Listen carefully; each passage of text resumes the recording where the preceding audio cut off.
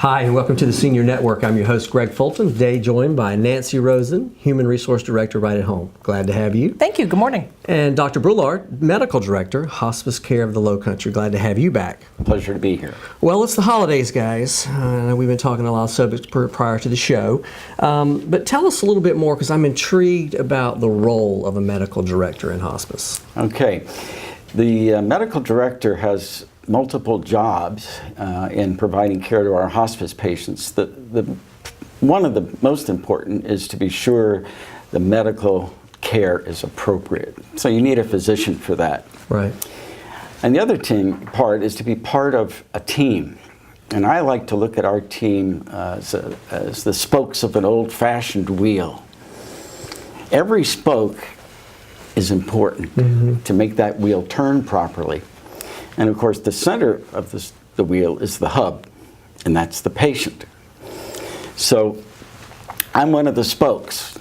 We have nurses, we have administrative people, we have physical therapists, we have social workers, we have pet therapy, we have music therapy, and we have volunteers. Right. And all of those people have, in a sense, an equal role to keep that wheel as a circle turning properly around the hub, which is the patient. Very interesting. And I know Nancy and I were talking earlier, because we were talking about home care and being in that environment and being in a lot of independent homes. And I understand that you actually make house calls. Is that correct? Yes, I do. I have a great advantage because I'm retired. I worked for 35 years as a medical oncologist in San Diego, California, where I also did some hospice work. And I retired and found out that golf just doesn't fill the day every day. It doesn't. And I'm not getting better. So I was lucky enough. And it gets expensive after a while, yeah. Yes, it gets expensive. So I was lucky enough to make contact with Hospice Care of the Lowcountry, and after quite an extensive interview process, they decided to bring me on the team. And it's been a wonderful, wonderful experience. So being retired, I have the opportunity that many physicians don't have because they're working. Sure. To go out into the community and see patients. And I love that because it reminds me of when I was in practice. Right. I didn't do many house calls, but at least I saw patients every day. So I'll go to the home, usually with a nurse, when there's an issue, a problem that's come up with the care or with the family. Right. And a lot of times, in fact, most of the times, the house call provides reassurance to the patient and the family that what needs to be done is being done. Right. And you can review the diagnosis and say, well, you've come to this point and there's really no other medical therapy, so let's concentrate on your well-being. Make this time as good as it can be. Now, do you make that visit upon start of care or as needed? How is that? It depends. Sometimes it's right in the beginning. Right. More typically, though, it's a few weeks into the experience that I go out. And after the rest of the wheels already started. Right. And I think most of the time the patients feel good, and I think importantly, I feel good when I've completed the hour visit. You know, I love that. What you've said that's important to us in home care is that you are another set of eyes looking at the patient/client while we're in the home. We love to partner with hospice because it's another clinician, and we don't really get to hear a lot of the actual medical directors in the home, so this is very unique. But you know, you have your CNAs in the home, you have your nurses in the home, and in this case, the actual medical director, which is an amazing thing, to communicate with us to say, hey, we've got a change, maybe there's a medication change, maybe we've put somebody on an Ativan now to help with, like, you know, maybe some stress or something else.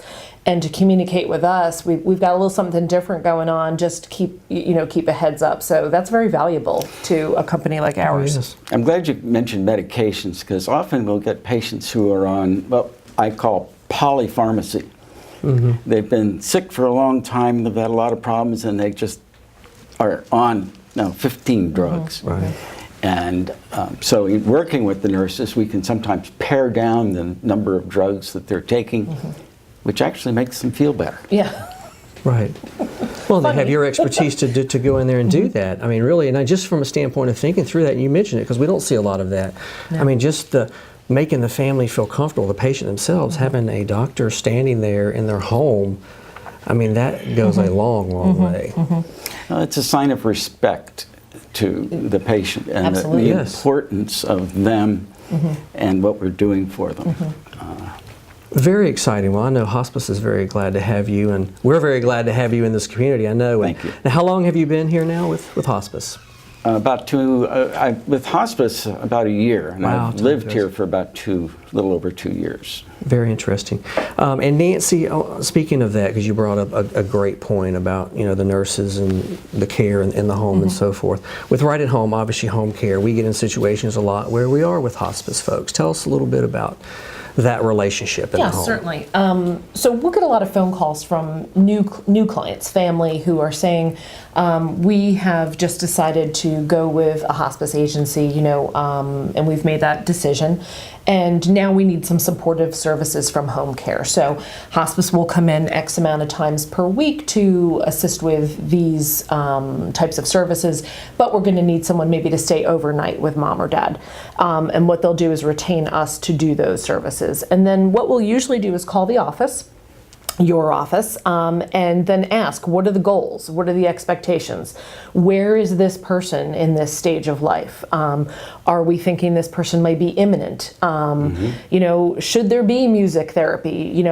Is there a tape that we have to put on for them? A tape. I'm showing my age. But that's the type of thing we'd like to do, is connect first and find out what the goal is. I think that's very, very important.